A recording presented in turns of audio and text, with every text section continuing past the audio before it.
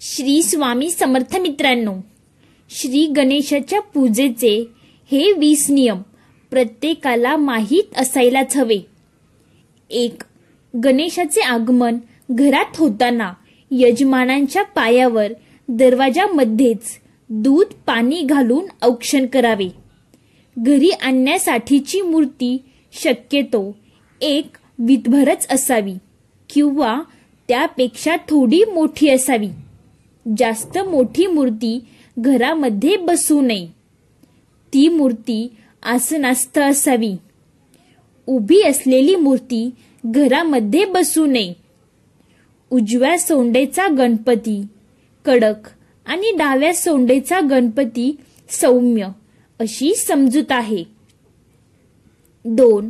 श्री गणेश मूर्ती ज्या ठिकाणी ठेवणार आहे त्या ठिकाणी थोडे तांदूळ घालून पाट ठेवून त्यावर मूर्ती स्थापन करावी. मूर्तीचे मुख वस्त्राने आच्छादन करून ठेवावे. पंचांगानुसार गणेश चतुर्थी ही भाद्रपद महिन्यातील शुक्ल पक्षातील चतुर्थी तिथीला साजरी केली जाते. यंदा ही तिथी 7 सप्टेंबरला म्हणजे उद्या असणार आहे. यापासून पुढील 10 दिवस अनंत चतुर्दशी पर्यंत गणेश उत्सव सुरू राहील. 17 सप्टेंबरला लाडक्या गणपती बाप्पाच्या मूर्तीचे विसर्जन होईल. पंचांगानुसार गणेश चतुर्थीचा शुभ मुहूर्त हा 2 तास 31 मिनिटांचा असणार आहे. परंतु राहू काळ वगळता हा दिवस अतिशय शुभ असेल. 9:10 ते 10:35 पर्यंत पूजा करू नये. हा काळ राहू काळ असेल. शुभ वेळ सकाळी 8 ते 9:33. शुभ वेळ दुपारी 12:38 पासून 2:11 पर्यंतची आहे. गणेश चतुर्थीची प्रतिष्ठापना करून आणि पूजा अर्चा करून घ्यावी. हे विधाता देवनायका गणपती, तू प्रसन्न होऊन माझे सर्व कार्य सिद्धीस जाओ, तसेच सर्व विघ्ने नष्ट होत, अशी प्रार्थना देखील श्री गणेशाला करावी. 3.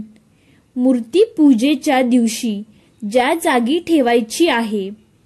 पूजेच्या दिवशी प्रातःकाळी स्नान करून शुचिर्वत व्हावे. कपाळी तिलक धारण करावे. मुंज झालेली असल्यास यज्ञपावित धारण करून राहावे. 4. घरच्या देवतांची पूजा करून घ्यावी. शक्यतो त्याशिवाय इतर पूजा विधी करू नये. पूजा घराच्या पुरुष मंडळींनीच करावी. स्त्रियांनी ही करू नये. 5. आता मूर्तीवर आच्छादन केलेले वस्त्र काढून ठेवावे. 6. शक्यतो मूर्तीच्या उजव्या बाजूला समई, निरंजन, उदबत्ती, कापूर आधी तिची योजना करावी. पूजा करताना आपले मुख पूर्वीकडे राहील अशी योजना असावी. म्हणजे देव आपल्या समोर पूर्वेला, पश्चिमेकडे म्हणजे आपल्याकडे तोंड करून ठेवावेत. जमत नसल्यास या उलट केले तरी चालेल, पण दक्षिण उत्तर ही जागा अजिबात नको. 7. दिवे आदल्या दिवशी स्वच्छ घासून समईमध्ये म्हणजे निरंजनीमध्ये वाती, तूप वगैरे भरून ठेवावे. उदबत्ती स्टँड मध्ये रोखून ठेवावी. काडेपेटी जवळ ठेवावी. समईच्या खाली एखादी ताटली ठेवावी. हल्ली काचेमधील दिवे देखील मिळतात. दिवा न विझण्याच्या दृष्टीने ते अतिशय उपयुक्त देखील ठरतात. जमले तर ते दिवे वापरावेत. त्यामध्ये तेल तूप भरपूर वेळ राहते. गंध, हळदी कुंकू लावून ठेवावे. 8. विड्याची पाने देठ देवाकडे करून त्यावर सुट्टे पैसे, सुपारी, खारीक खोबरे, बदाम, अक्रोड असे पंचखाद्य मांडून असे 5 विडे तयार करून ठेवावे. देवाच्या कुठल्याही बाजूला किंवा दोन्ही बाजूला मिळून असे विडे ठेवावे. 9. नैवेद्यासाठी दूध, साखर, गोड खोबरे, मोदक, पेढे इत्यादी देवासमोर मांडून ठेवावे. नैवेद्य मांडताना त्याखाली पाण्याने चौकोनी मंडल करून ठेवावे. 10. पंचामृतासाठी लागणारे दूध, दही, तूप, मध, साखर एकत्र करून पंचामृत तयार करून ठेवावे. 11. गणपतीला आवडणारे मोदक, मोतीचूर लाडू, पेढे जी सर्व काही मिठाई असेल ती बॉक्स सहित न ठेवता एखाद्या स्वच्छ वाटीत काढून घ्यावी. 12. कापसाचे वस्त्र असल्यास 21 मण्यांची माळ गणपतीसाठी तयार करावी. यजमानांना शक्यतो धोतर, उपरणं अशा पोशाख करावा. नसल्यास स्वच्छ धूत वस्त्र परिधान करावे. हात पुसण्यासाठी स्वच्छ एक जवळ रुमाल ठेवावा. नाहीतर आपण घातलेल्या कपड्यांना हात पुसत राहतो आणि आपले कपडे देखील खराब होऊन जातात. पूजेसाठी लागणारी भांडी आदल्या दिवशी स्वच्छ करून ठेवावीत. यामुळे घाई उठणार नाही.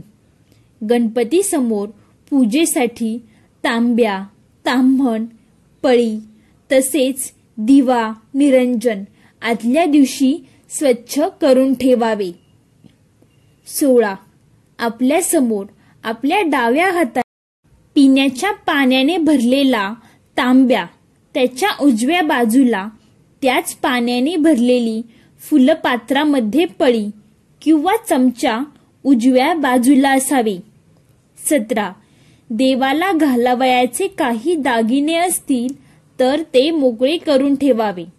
गुरुजींना पूजा सांगून झाल्यावर दागिने जर गेल्या वर्षीचे असतील तर ते स्वच्छ करून घ्यावेत, पुसून घ्यावेत. यावर्षी घेतलेले असतील मग तर काही प्रॉब्लेमच नाही. देवाला दागिने घालावेत किंवा आधी घालून ठेवले तरीही काही हरकत नाही. 18. दररोज सकाळी व संध्याकाळी शक्यतो कुटुंबातील सर्वांनी एकत्र येऊन आरती करावी. घरातील वातावरण प्रसन्न राहते. त्याचप्रमाणे आपले मनही आनंदीमय राहते. घरात अगदी भरून गेल्यासारखं वाटतं. सकाळची सुरुवात चांगली झाली की पूर्ण दिवस हा चांगलाच जातो. म्हणून रोज स्वतःला सवय लावून ठेवायची की सकाळी भक्तिगीते मोबाईलवर लावून रोज ऐकावीत. अशीच भक्तिगीते आपल्या कानावर पडल्यामुळे आपण दिवसभर तीच गुणगुणत राहतो आणि एक प्रकारे ते देवाचे नामस्मरण देखील घडते. 19. एका मोठ्या ताटामध्ये आणलेली सर्व प्रकारची फुले थोडी थोडी काढून घ्यावी. जमलेस प्रत्येक प्रकारची फुले वेगळी मांडून ठेवावी. ताटात फुलांची फार गर्दी करू नयेत. लागले तर परत घेता येतात. त्रिदल दुर्वांच्या 21 दुर्वांच्या 5-6 जोड्या तयार करून ठेवाव्यात. 3 पानांचा आणि छिद्र नसलेल्या पानांचे 7-8 बिल्वपत्र असावे.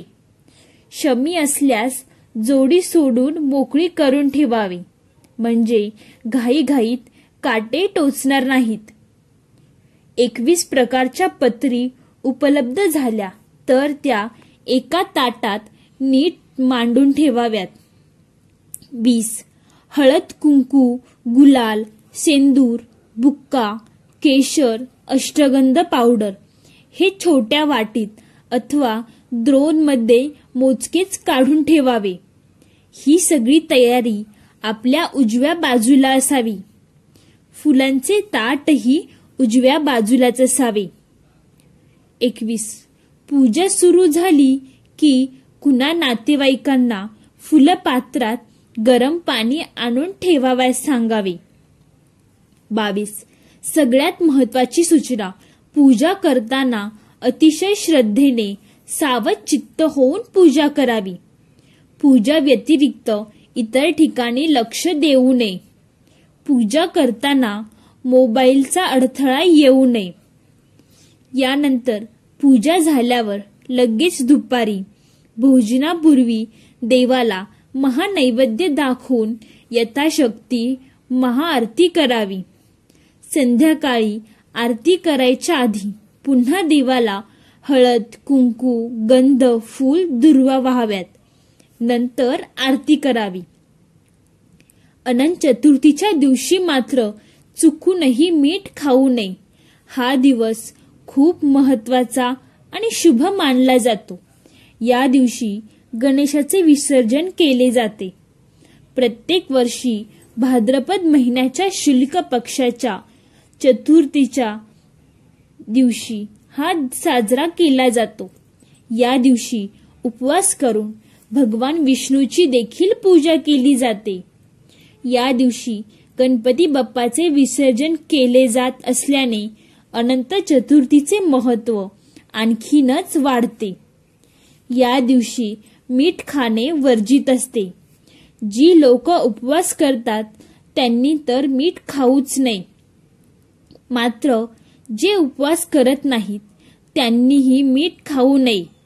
यामुळे संपूर्ण परिवाराला नकारात्मक प्रभाव पडतो. विसर्जनापर्यंतच्या काळामध्ये सकाळ संध्याकाळ अशाच प्रकारे पूजा करावी.